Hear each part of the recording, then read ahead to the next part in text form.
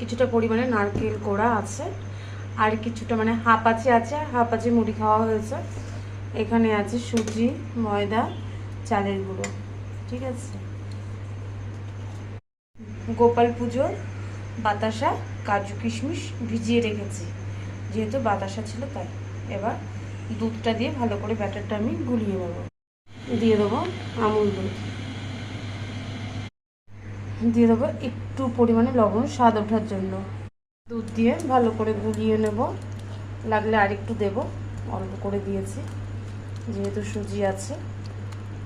নারকেলটা কিন্তু আমি দিইনি, এটাকে ভালো করে ফেটিয়ে নিই, পরে নারকেলটা দেবো।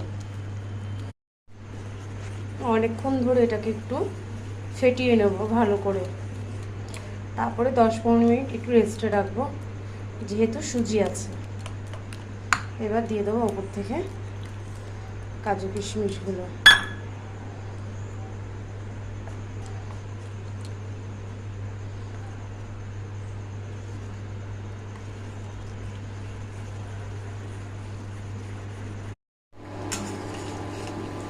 তারপর সুন্দর ছোট্ট ছোট্ট করেই হচ্ছে, একবারে কিন্তু আমি 3-4টে করে করছি, যেহেতু ছোট ছোট করে হচ্ছে ওর জন্য আমার একসাথে 4টে করে হয়ে যাচ্ছে।